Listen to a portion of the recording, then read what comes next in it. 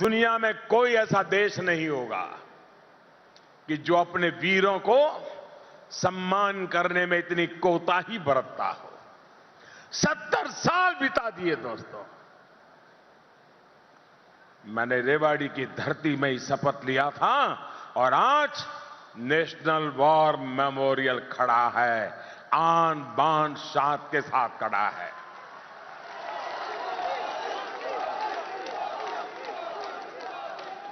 इतना ही नहीं, ये हमारे पुलिस के जवान, बहुत लोगों को पता नहीं है, हम जब पुलिस के जवानों की बात करते हैं तो कभी कभी समझ के बिना रास्ते में ही अपन उनके साथ टकरा जाते हैं।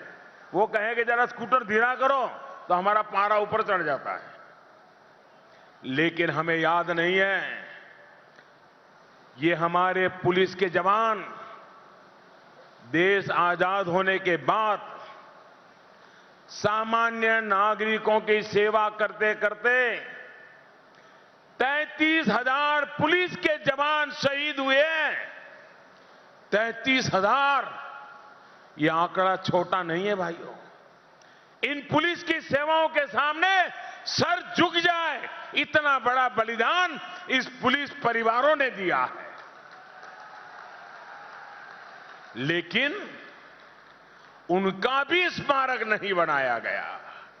ये काम भी मोदी को ही करना पड़ा और आज दिल्ली में पुलिस का नेशनल मेमोरियल आज शान से देश के पुलिस बेड़े की इज्जत का गवाह बन गया है भाइयों। ये स्मारक जो वॉर मेमोरियल बना है, ये स्मारक रेजांगला में शहीद हुए अहिरवाल के 125 से ज्यादा सपूतों को भी श्रद्धांजलि दे रहा है। भाइयों और बहनों, बीते 5 वर्ष में देश की रक्षा, सुरक्षा, एकता, अखंडता, सैनिकों के मान सम्मान के लिए जो प्रयास हुए, उनको आगे बढ़ाने का काम जारी है, जारी रहेगा। भाइयों बहनों, सरकार बनते ही पहला फैसला, मैं ये 2019 की बात बता रहा हूं, 3 महीने पहले की,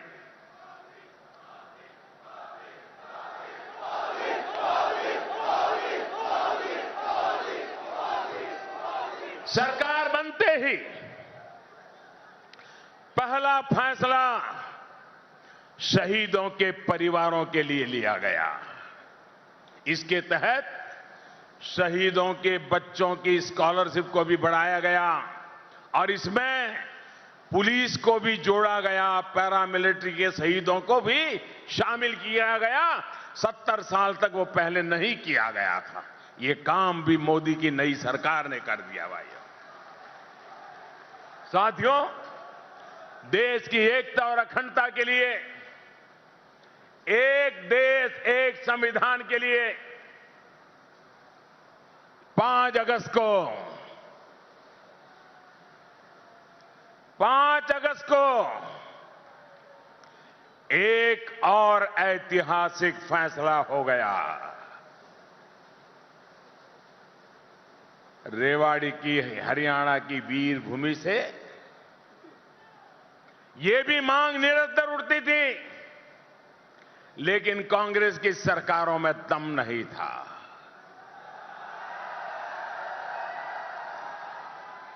5 अगस्त को क्या हुआ? 5 अगस्त को क्या हुआ? 5 अगस्त को क्या हुआ? 5 अगस्त को क्या हुआ? 370-35 से चली गई।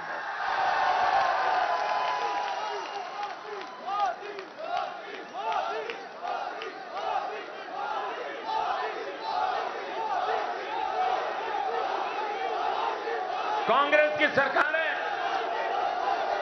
आतंकवादियों और उग्रवादियों की धमकियों के सामने कांपती थी, डरती थी। उनको जम्मू कश्मीर और लद्दाख की बेटियां, वहां रहने वाले दलित समाज के लोग, देश भर के हमारे वीर जवानों को वीर माताओं की उनको जरा भी चिंता नहीं थी।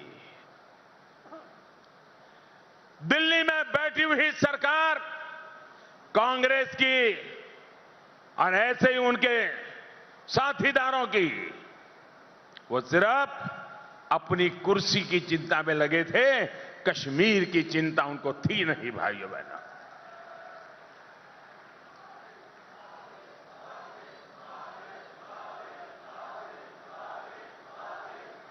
आप मुझे बताइए दोस्तों,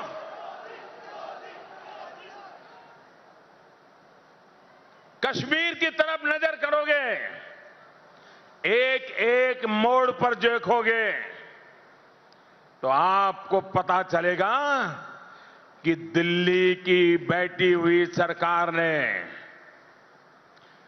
कश्मीर के लोगों के साथ कैसा कैसा धोखा किया है,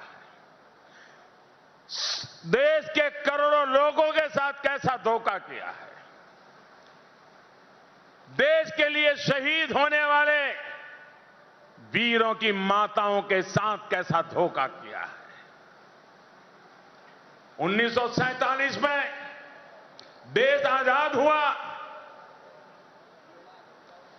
अभी तो आजादी का जश्न मनाना बाकी था।